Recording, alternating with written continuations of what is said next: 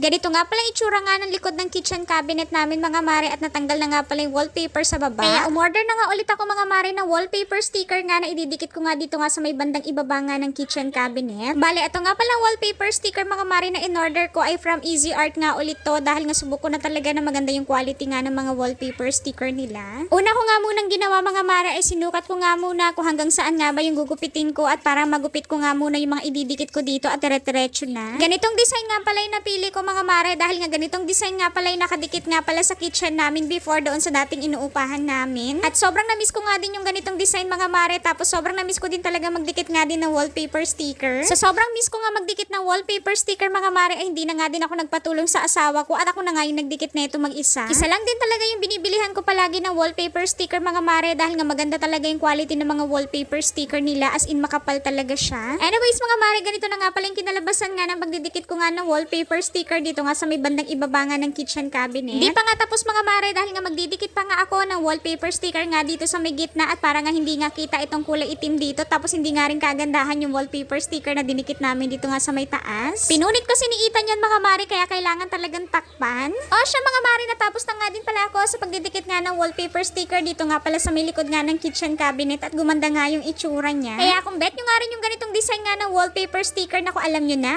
At syempre mga mare, hindi pa natatapos dyan, dahil nga meron pa nga tayong bubuksan na parcel ulit na ilalagay ko naman dito sa may bandang TV area. Nakabox nga ito mga mare, at nakasecure talaga to, dahil nga concrete letters nga pala itong mga in-order ko. Perfect nga ito pang decor nga sa loob ng bahay mga mare, at sobrang perfect nga nito para nga dito sa aming sala. Bali yan nga palang concrete letters mga mare ay kulay puti lang talaga yung available niyan. Pero yan nga palang cloud coaster stand mga mare ay pwede nga pala kayong mag-request kung anong kulay nga ba ang gusto nyo. At syempre mga mare, kulay white and gray nga pala yung napili ko nga na combination ng color, dahil nga ang ina-achieve nga natin dito sa bahay ay team puti and team gray. Hindi naman ako nagsisi sa pag-order na ito mga mare, dahil nga finally nagkaroon na nga din ng additional decor dito sa bahay. Umorder na nga din ako ng artificial flowers mga mare, na idadagdag ko nga pala dito sa dating artificial flowers namin dito nga pala sa may dining table. Same design na nga din pala yung napili ko mga mare, dahil nga sobrang gandang-ganda talaga ako dito sa artificial flowers na to. Bali yung naunang order ko nga pala mga mare ay kulay white and kulay blue nga pala yan mga mare, pero parang kulay gray nga siya. Tapos nag-add nga lang din ako ng tig-isang order nga ng kulay pink tsaka naman kulay green. Bali pag umorder nga pala kayo mga mare, yung isang order nga pala netong artificial flowers na to ay 6 pieces na. O di ba mga mare, at sobrang perfect na nga nitong artificial flowers namin dito nga pala sa may dining table, at nagkaroon din talaga siya ng buhay dahil nga dito sa mga color na dinagdag ko. Binawasan ko nga din pala ng kaunti yan sa may dulo mga mare, at para nga maganda nga rin yung pagkakalagay niya dito nga sa vase. Bali yan nga palang vase na pinaglalagyan ko mga mare ay gawa lang din yan sa plastic, para nga kahit masagi ni Ethan ay hindi nga siya basta-basta mababasag. O siya mga mare, kung bet nyo nga rin tong artificial flowers na nilagay ko nga dito sa may dining table namin, ako add to cart in checkout nyo na to mga mare.